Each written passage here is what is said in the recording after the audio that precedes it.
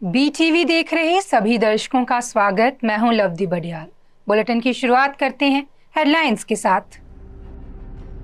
G20 summit पर नजर आया रूस यूक्रेन जंग का साया। आंध्र प्रदेश के पूर्व मुख्यमंत्री चंद्रबाबू नायडू को भेजा गया जेल। मुंबई में एक निर्माणाधीन इमारत में 40वीं मंजिल से गिरी कंस्ट्रक्शन लिफ्ट।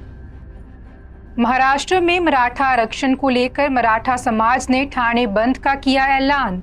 अब खबरें विस्तार के साथ। देश की राजधानी में 2 दिन चली G20 समिट 10 सितंबर को खत्म हो गई। इस समिट को कुछ मायनों में ऐतिहासिक कहा जा सकता है। बता दें कि इंडोनेशिया के बाली में पिछले साल हुई समिट की तरह नई दिल्ली समिट पर भी रूस यूक्रेन जंग का साया नजर आया। इसके बावजूद जॉइंट डिक्लेरेशन जारी हुआ। इसके अलावा प्रधानमंत्री नरेंद्र मोदी ने 10 से ज्यादा राष्ट्रीय अध्यक्षों के साथ द्विपक्षीय बातचीत भी की। एक डील का जिक्र सबसे ज्यादा हो रहा है। यह है भारत, यूरोप और मिडिल ईस्ट की इकोनॉमिक कॉरिडोर डील। इसके अलावा करीब 3 साल बाद अमेरिकी राष्ट्रपति जो बाइडेन और सऊदी अरब के क्राउन प्रिंस की मोदी की मौजूदगी में गर्मजोशी वाली मुलाकात भी बड़ी कामयाबी मानी जा सकती है। इसके अच्छे नतीजे जल्द देखने को मिलेंगे। आंध्र प्रदेश के पूर्व मुख्यमंत्री चंद्रबाबू नायडू को जेल भेज दिया गया है। गौरतलब है कि सीआईडी ने उन्हें 9 सितंबर को 371 करोड़ रुपए के स्किल डेवलपमेंट स्कीम में गिरफ्तार किया था। रविवार को चंद्रबाबू को विजयवाड़ा कोर्ट में पेश किया गया, जहां कोर्ट ने उन्हें 14 दिन की न्यायिक हिरासत में भेज दिया। बता दें कि नायडू को विजयवाड़ा से 200 किलोमीटर दूर राजमहेंद्रवरम में राजमुंद्री सेंट्रल जेल ले जाया गया है। वे यहाँ 23 सितंबर तक रहेंगे। बता दें कि सुरक्षा को देखते हुए जेल में उन्हें स्पेशल रूम में रखा जाएगा। कोर्ट ने उन्हें घर का खाना और दवाइयां उपलब्ध कराने के आदेश भी दिए हैं। मुंबई में एक निर्माणाधीन इमारत में 40वीं मंजिल से कंस्ट्रक्शन लिफ्ट गिर गई। बता दें कि हादसे में लिफ्ट में सवार 7 मजदूरों की मौत हो गई है। ठाणे म्यूनिसिपल कॉर्पोरेशन की डिजास्टर मैनेजमेंट सेल ने प्रमुख यसीन तवड़ी ने बताया कि सभी मजदूर वाटरप्रूफिंग का काम करने के बाद 40वीं मंजिल पर लिफ्ट में घुसे। तभी लिफ्ट अचानक से टूट गई और अंडरग्राउंड पार्किंग में आकर गिरी। माना जा रहा है कि लिफ्ट की केबल के टूटने के चलते ये हादसा हुआ है। ये काम लिफ्ट नहीं बल्कि कंस्ट्रक्शन लिफ्ट थी, जिसका इस्तेमाल बिल्डिंग के बनाने के दौरान किया जाता है। हादसे की सूचना मिलने के बाद रीजनल डिजास्टर मैनेजमेंट सेल और फायर ब्रिगेड की टीम मौके पर पहुंची और बेसमेंट पार्किंग से मजदूरों को बाहर निकाला। यसीन तड़वी ने बताया कि लिफ्ट कैसे खराब हुई, इसका पता लगाया जाएगा। महाराष्ट्र में मराठा आरक्षण को लेकर मराठा समाज ने आज ठाणे बंद का ऐलान किया है। बता दें कि इसके चलते सीएम एकनाथ शिंदे के घर के बाहर सुरक्षा बढ़ा दी गई है। वहीं इस बंद को 3 विपक्षी पार्टियों का भी समर्थन मिला है। एनसीपी शरद पवार गुट की शहर इकाई के प्रमुख सुहास देसाई ने समर्थन जताया है। इसी तरह शिवसेना यूबीटी के शहर अध्यक्ष प्रदीप शिंदे ने भी इस कदम का समर्थन किया है। वहीं महाराष्ट्र नवनिर्माण सेना के नेता रविंद्र मोरे और अविनाश यादव ने भी अपना समर्थन दिया है। इस बीच राज्य सरकार आज मुंबई में मराठा आरक्षण पर सर्वदलीय बैठक बुला रही है। सर्वदलीय बैठक का मकसद विरोध प्रदर्शन का हल निकालना है। उद्धव ठाकरे के शिवसेना गुट का प्रतिनिधि वरिष्ठ नेता अंबादास दानवे करेंगे, लेकिन कांग्रेस ने अभी तक बैठक में अपनी भागीदारी की पुष्टि नहीं की है। वहीं मराठा आरक्षण के लिए पिछले कुछ हफ्तों से भूख हड़ताल पर बैठे मनोज जारंगे पाटिल ने महाराष्ट्र सरकार के साथ व्यापक बातचीत की है। जारंगे पाटिल ने मराठा आरक्षण को लेकर राज्य सरकार द्वारा जारी अध्यादेश में बदलाव की मांग की है। उनका रुख है कि जब तक अध्यादेश में अपेक्षित बदलाव नहीं किया जाता, आमरण अनशन जारी रहेगा।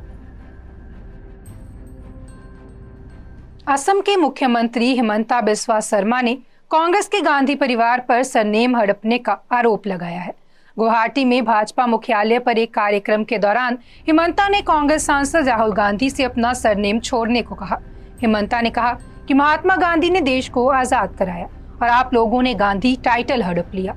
इंदिरा गांधी, राजीव गांधी, राहुल गांधी, प्रियंका गांधी किस फॉर्मूले से गांधी हैं?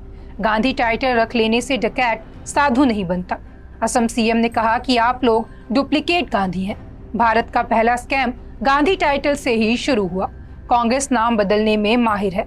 टाइटल की तरह अब हमारे देश का नाम भी उन्होंने हड़प लिया है। पश्चिम बंगाल की सीएम ममता बनर्जी के भतीजे और टीएमसी सांसद अभिषेक बनर्जी ने दावा किया है कि ईडी ने उन्हें पशु तस्करी मामले में 13 सितंबर को पूछताछ के लिए बुलाया है। अभिषेक ने जांच एजेंसी पर आरोप लगाया कि जानबूझकर उन्हें 13 को बुलाया गया है, क्योंकि इसी दिन दिल्ली में विपक्षी दलों के इंडिया अलायंस की कोऑर्डिनेशन स्ट्रेटेजी कमेटी की पहली बैठक है। गौरतलब है कि बनर्जी भी इस पैनल के मेंबर हैं। टीएमसी सांसद ने कहा कि एनसीपी सुप्रीमो शरद पवार के घर पर होने वाली इस मीटिंग में गठबंधन की रणनीतियों और अगले कार्यक्रमों की रूपरेखा बनाई जाएगी। अभिषेक ने एक पोस्ट में लिखा कि इंडिया कोऑर्डिनेशन कमेटी की पहली बैठक 13 सितंबर को दिल्ली में है। उसमें मैं भी सदस्य हूं, लेकिन ईडी के डायरेक्टर ने मुझे उसी दिन उनके सामने पेश होने के लिए आसानी से नोटिस दे दिया। कोई भी 56 इंच छाती वाले मॉडल की समयबद्धता और शून्यता पर हैरान हुए बिना नहीं रह सकता। दिल्ली की राउज एवेन्यू कोर्ट 1984 के सिख विरोधी दंगों के आरोपी कांग्रेस नेता जगदीश टाइटलर के खिलाफ आज आरोप तय कर सकती है। टाइटलर पर इंदिरा गांधी की हत्या के बाद हुए दंगों को भड़काने का आरोप है, जिसमें 3 लोगों की मौत हुई थी। मामले में पिछली सुनवाई 6 सितंबर को हुई थी। तब कोर्ट में टाइटलर के वकील मनु शर्मा ने एडिशनल चीफ मेट्रोपॉलिटन मजिस्ट्रेट विधि गुप्ता आनंद को बताया कि सीबीआई ने उन्हें अभी तक मामले से संबंधित सारे डॉक्यूमेंट्स नहीं दिए हैं। इसे लेकर सीबीआई ने जो जवाब दिया वो भी ठीक नहीं है। इस पर एसीएम ने सीबीआई द्वारा मुकदमे से संबंधित डॉक्यूमेंट उपलब्ध कराने को लेकर बहस करने के लिए मामले की सुनवाई 11 सितंबर तक के लिए टाल दी थी। इससे पहले 4 अगस्त को हुई सुनवाई में कोर्ट ने टाइटलर को सशर्त अग्रिम जमानत दी थी। मामले की सुनवाई करते हुए स्पेशल जज विकास ढूले ने कहा था कि टाइटलर कोर्ट की इजाजत के बिना देश से बाहर नहीं जा सकेंगे, साथ ही वे मामले से जुड़े सबूतों के साथ छेड़छाड़ नहीं करेंगे। पंजाब के पहले 3 दिवसीय टूरिज्म समिट एवं ट्रैवल मार्ट की शुरुआत मोहाली के सेक्टर 82 में हो गई है। मुख्यमंत्री भगवंत मान प्रोग्राम के उद्घाटन के लिए पहुंचे। उनके साथ पंजाब के अन्य कैबिनेट मंत्री और चीफ सेक्रेटरी पंजाब अनुराग वर्मा व अन्य पदाधिकारी भी प्रोग्राम में मौजूद रहे।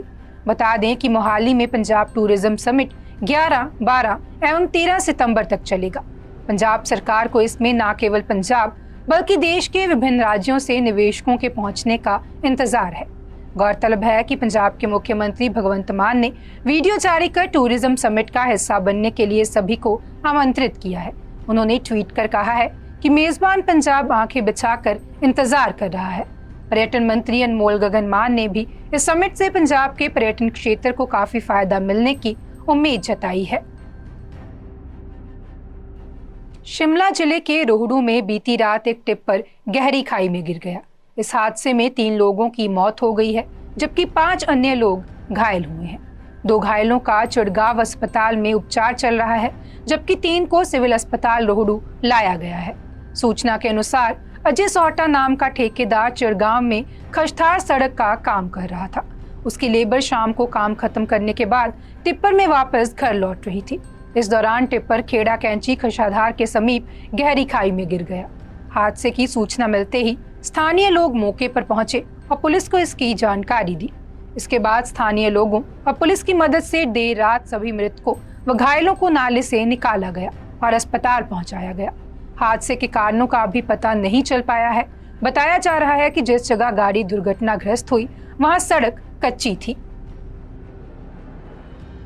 शिवसेना उद्धव गुट के नेता उद्धव ठाकरे ने देश में एक बार फिर से गोधरा जैसी घटना होने की संभावना जताई है। उन्होंने दावा किया कि अयोध्या में 22 जनवरी को राम मंदिर के उद्घाटन में बड़ी संख्या में लोगों के जुटने की उम्मीद है। ऐसे में उनके वापसी के दौरान गोधरा की तरह ही घटना हो सकती है। दरअसल 27 फरवरी 2002 को अयोध्या से लौट रहे कार सेवकों पर हमला किया गया था। साबरमती एक्सप्रेस ट्रेन की कोच पर आग लगा दी गई थी, जिससे 59 लोगों की मौत हो गई थी।